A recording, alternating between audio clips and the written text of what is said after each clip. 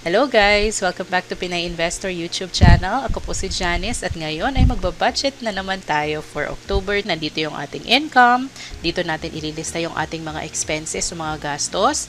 At makikita natin yung summary ng ating income minus expenses, kung magkano ang natira. At meron tayo dito graphs para sa ating income, para sa ating expense. So sa mga nagtatanong kung paano to i-access, meron akong ilalagay na link sa description box at sa comment section. I-click nyo lang po itong link, just click on make a copy. Magkakaroon na po kayo ng sarili nyong copy ng budget tracker or budget spreadsheet na ito. It's free po. This is the free version of my budget spreadsheet. Okay?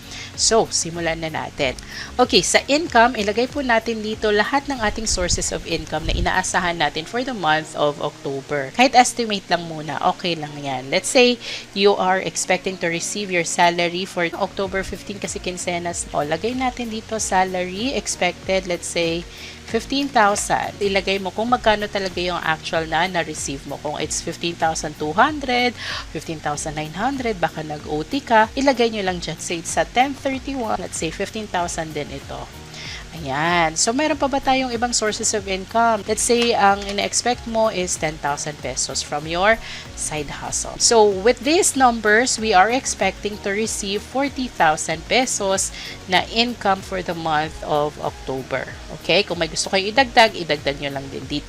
Now, let's move sa expenses. Saan ba mapupunta ang ating income? Ano ba yung mga pinagkakagastusan natin? Ano ba yung mga expenses natin for the month of October? You can put the date here, the due date. Pwede ring leave it blank. Okay lang po. Ang mahalaga, meron kayong listahan na expenses at kung magkano ang inilalaan nyo para dyan. For some of us, we believe in tithing or we give 10% of what we earn for the church because we believe that everything that we receive comes from the Lord and nasa puso natin talaga o magbigay back to the church. But again, it's up to you. Kano po ba inilalaan nyo for tithes and donation? Kung sinusunod po talaga natin yung 10%, kung 40,000, 4,000 will go to the church for your tithes. Kung mayroon na kayo nakaset na percentage or amount for your savings, pwede nyong isunod dito.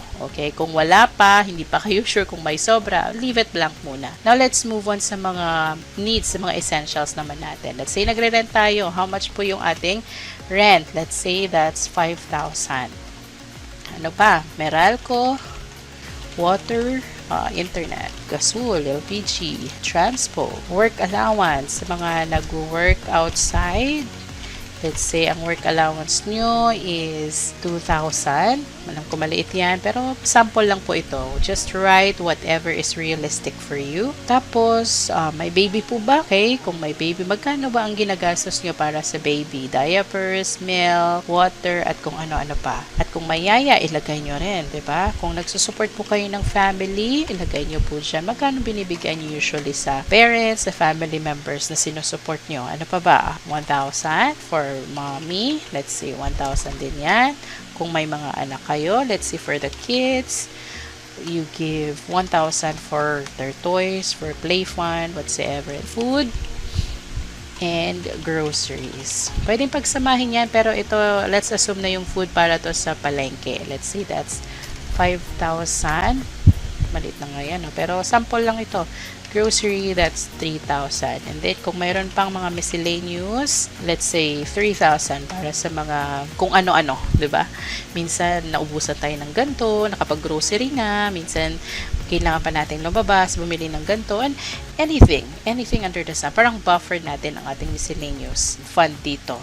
So, kung ito total natin, ang budget natin is 35,000 ang total. Pero wala pa tayong savings. And since you have 40,000, let's assume na yung 5,000 na matitira, yun yung ilalagay mo sa savings. Okay? Kung gusto mo namang mas malaki ang ilagay mo sa savings, tingnan mo saan dito pwedeng mag-adjust. Pwede mo bang bawasan yung inyong groceries? Or maybe yung miscellaneous, hindi nyo naman yung lahat magagamit. O edi dagdagan nyo ang inyong savings or ilaan nyo pa sa iba nyo pang mga pangangailangan, iba pang financial goals.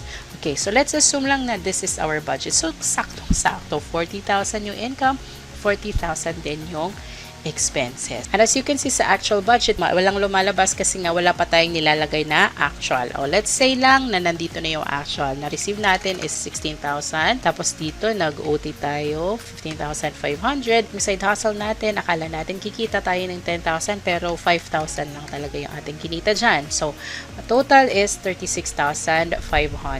Tapos yung mga actual expenses, kailangan din nating ilagay. Remember, this is just the estimate yung sa ating budget. Yung actual, kailangan nating ilagay. Magkano ba talaga yung nilagay mo sa tithe? Let's say that's 4,000. Let's say sa rent, that's also 5,000.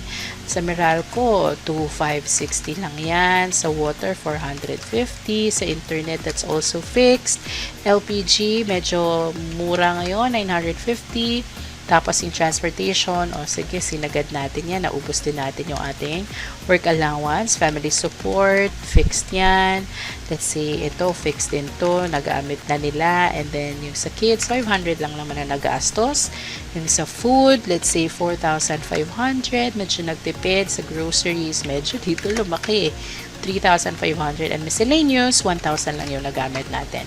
Tapos, we just put 5,000 sa ating savings. Kung titingnan natin ang ating actual budget summary, sumobra tayo ng 460, which means na pwede tayong mag-adjust dito, or kung ito na talaga yung actual na naging expenses natin, o dito tayo mag-adjust sa ating savings. So, hindi tayo pwede makapag-save ng 5,000 kasi sumobra dito yung ating expenses. So, this is just around 4,540 para maging 0. Dapat sikapin natin na either 0 ang kalabasan ng amount left at huwag sobra. Kasi pag sobra, hahanap pa tayo ng paraan kung saan natin huhugutin, saan natin kukuhanin yung pambayad. Kung bill man yan na kailangang bayaran o saan natin kukunin. Lalo na kung hindi sapat yung nasa savings natin or kung wala naman talaga tayong nasi-save. Okay? So, let's make it a habit to stick to our budget, to stick to our plan. Dito naman, makikita mo, oh, ang laki pala ng kinikita ko sa aking salary, or mas malaki pala yung side hustle ko. Maybe kailangan ko pang mag-focus more sa aking side hustles. And dito naman sa expenses, sa graph na to, makikita mo at a glance, oh, ang laki pala talaga ng aming rent. Ano ba pwede natin gawin? Lilipat pa tayo? Magpagawa na lang tayo ng bahay? Do we have enough to move to another place na mas makakamura, or rent to own na lang kaya? So dito, makakapag-isip ka ng mga paraan kasi alam mo yung numbers mo. When you have a budget, somehow it gives you peace of mind. It helps you to be on top of your finances. For more budgeting tips and resources, please check the links in the description and comment section. Thanks for watching and happy budgeting!